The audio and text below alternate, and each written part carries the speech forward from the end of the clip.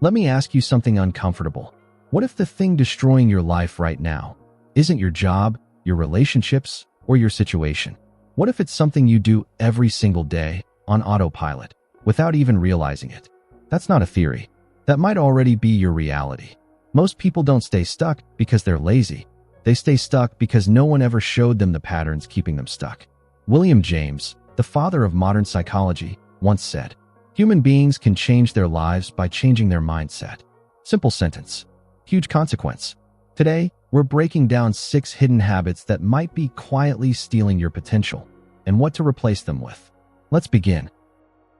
Number 1, you're consuming more than you're creating.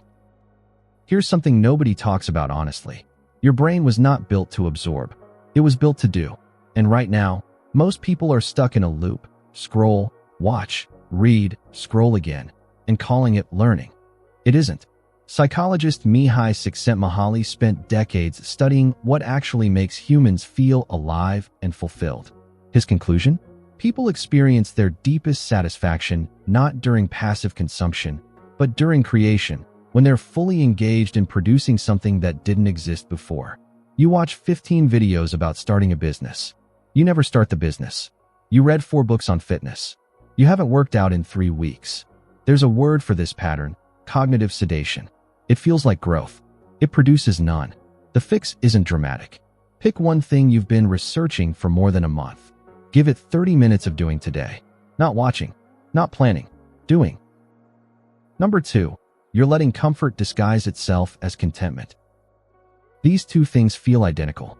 They are not even close. Contentment is satisfaction after effort. Comfort is avoiding effort altogether. One builds a life. The other quietly hollows it out. Here's the psychological mechanism behind this. Your brain releases dopamine not just when you achieve something, but when you anticipate achieving something. When you stay comfortable, you short-circuit that anticipation loop entirely. You stop expecting anything meaningful from yourself. And slowly, without realizing it, you stop trying. Aristotle called this eudaimonia, the idea that genuine human happiness comes from living in accordance with your fullest potential, not from pleasure or ease. You might be comfortable right now, but are you alive? Ask yourself, when was the last time you did something that genuinely scared you, in a healthy way? If you're struggling to remember, that's your answer. Number 3, you're treating your attention like it's free. Stop. Think about this for 1 second. Every app on your phone was designed by teams of engineers, behavioral scientists, and psychologists specifically to capture and hold your attention as long as possible. They're not neutral tools. They're engineered environments. And most of us walk into them completely unarmed every morning before we've even had coffee. Philosopher Simone Weil wrote that attention is the rarest and purest form of generosity, but it's also your most finite resource. You only get so many hours of focused thought per day. Where those hours go is your life. The average person checks their phone 96 times a day. That's once every 10 minutes. Each interruption takes approximately 23 minutes to fully recover from cognitively. Do that math quietly. Your attention isn't just being distracted. It's being systematically harvested. One practical shift: for the first 45 minutes after you wake up, your phone stays face down. No exceptions. Use that window to think, move, or create. Guard it like it's money, because neurologically, it's worth more. Number 4, you're waiting for motivation to show up first. This one might genuinely change how you function, so stay with me. Almost everything you've been told about motivation is backwards. You don't get motivated and then take action. Action comes first. Motivation follows. Behavioral psychologist B.F. Skinner's work on operant conditioning suggests that behavior is reinforced by its consequences, meaning the doing itself generates the neurological reward that makes you want to keep going. Waiting to feel ready is the oldest trap in human psychology. Think about it this way. No one feels like going to the gym for the first 10 minutes. But somewhere around minute 12, something shifts. That shift isn't magic. It's biology responding to movement. The same applies to writing, building, studying, having hard conversations. The feeling you're waiting for? It lives on the other side of starting. Start ugly. Start small. Start now. Number 5, you're surrounding yourself with the wrong inputs. Here's a story worth sitting with. A young man named James was working a dead-end warehouse job, not because he lacked ability, but because everyone around him had quietly agreed, without ever saying it out loud, that this was just how life was. That ambition was something other people had. That wanting more was somehow embarrassing. One afternoon, he picked up a book left behind in the break room. A biography. Read it cover to cover. Started another. Then another. Within 18 months, he'd launched a side business and eventually left that warehouse for good. What changed? Not his intelligence.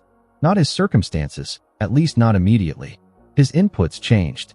The voices in his environment shifted. Jim Rohn's now famous observation, that you become the average of the 5 people you spend the most time with, may sound overly simple, but the underlying social psychology appears to support it. Humans are deeply, almost involuntarily, shaped by the behavioral norms of their immediate social environment. Audit your inputs. Books, podcasts, people, conversations. Ask honestly, are these pulling you forward or quietly anchoring you in place?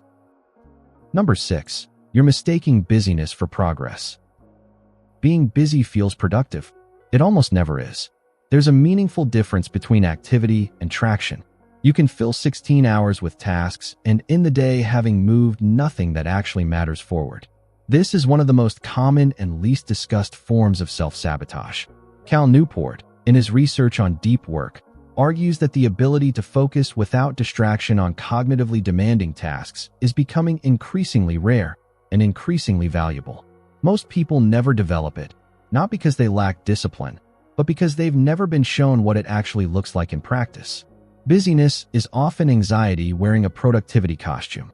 Each evening, ask yourself one question before you sleep. What did I move forward today that actually matters?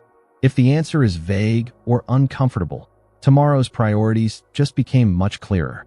Structure your days around outcomes, not activity. Outcomes change lives. Here's the truth, and I mean this genuinely. You are not broken. You were never broken. You've just been running on a set of unexamined patterns that nobody ever told you to question. Consuming instead of creating. Choosing comfort over growth. Surrendering your attention without even realizing it. Waiting for motivation that was always yours to generate. Absorbing the limitations of people around you. Staying busy while standing still. 6 patterns. Each one quiet. Each one costly. But here's what matters most. Awareness is where change begins. You can't fix what you can't see. And right now, you can see it. Viktor Frankl wrote that between stimulus and response, there is a space. In that space lies your freedom. Every single point in this video was pointing at that space and your ability to use it. Starting today, not Monday, not next month. Today, if this video added something real to your life, like it.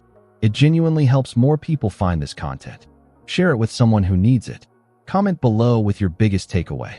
And if you haven't yet, subscribe, because this is just the beginning of what we're building here together. The version of you that isn't ruining your life quietly, they're waiting. Go meet them.